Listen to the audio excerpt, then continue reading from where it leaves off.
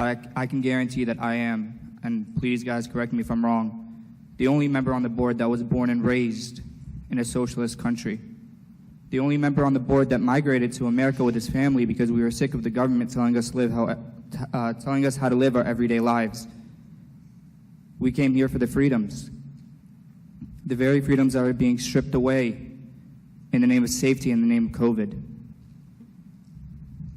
The CDC has now become its fourth branch of government. Who funds the CDC?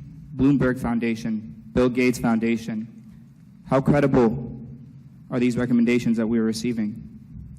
As we're sitting out here tonight, let us not forget the thousands of federal employees that have to make the decision this week whether they're going to abide by the jab and bow down to tyranny and take the vaccine, or they're going to have to end their income that brings food to the table for their family. First, it started with the masks. Like one of the speakers said tonight, it was just a mask. It's just a jab. It's just your child's education. It's just a passport. It's just an ID. How far is this going to go? And to the speakers who think that I'm fighting for this for the simple reason of it a mask, no. I'm fighting about the concept behind it. We fled Lebanon, came here because we were scared of our government. The National School Board Association is now trying to threaten parents and label them as domestic terrorists because they're speaking their mind. I see it as just a cancer spreading in our schools. Finally, we were able to get over the Jim Crow days, segregation of schools. The other side, they freaked out that they saw us the human race get along no matter of our skin color, our skin tone. So what can we cause now to cause segregation in people? Because as long as people are segregated, people are weak. And we are so blinded, we want to believe whatever is thrown down at us. Since when is the role of a parent given by the government? And we want, like a speaker said tonight, we're so scared of our hospitals being just so scared as not having enough beds. Then why are healthcare, especially in New York, it's starting in New York, why are we firing all the healthcare workers because they want the right to choose? Since when is my body, my choice has become bad? We've been fighting for it for years now.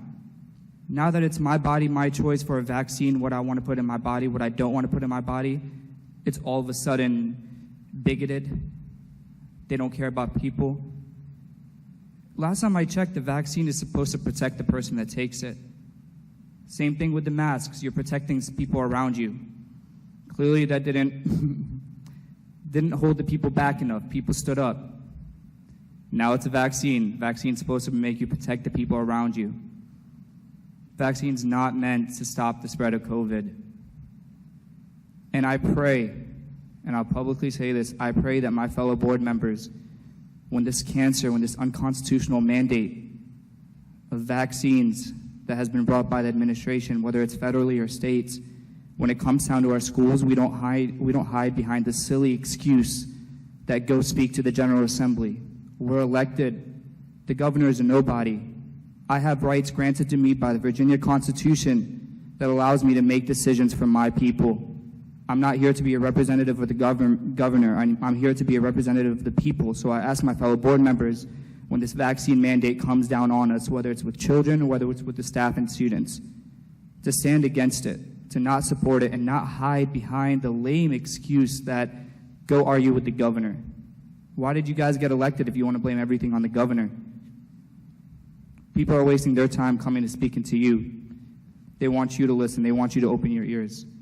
Because we see what's coming. Again, I'd like to say that I'm the only board member sitting on this board tonight that fled a socialist country and came to America for the freedoms it has to offer. Now, 17, 20 years later, those freedoms are being stripped away. That's all. There's always going to be differences of opinion. And we have to make our best call on making decisions that we think are in the best interest of the school division and the students and parents that we serve. Sometimes they're not going to agree with your decision or your belief. But that's where our citizens will make the determination who will continue to serve or not. And I respect that. I also appreciate what Mr. Abuismail said about his personal experience. I have a personal experience as well. As the gentleman mentioned or questioned our love of country. I love this country. I served it. I served as a rifle platoon leader. I served as an anti-tank executive officer. I served as a rifle company commander, commandant of the United States Army Sniper School. I was an operations officer in an infantry battalion. So I love my country. I served it, even when at times this country didn't really love me. I just turned 60 years old, and I was born in Charleston, South Carolina in 1961, and we don't need to go back in history on that. We know that sometimes our country didn't treat me the same way they treated everyone else. But I still love this country, and I served it. And I deserve the right to have an opinion about matters just like you do.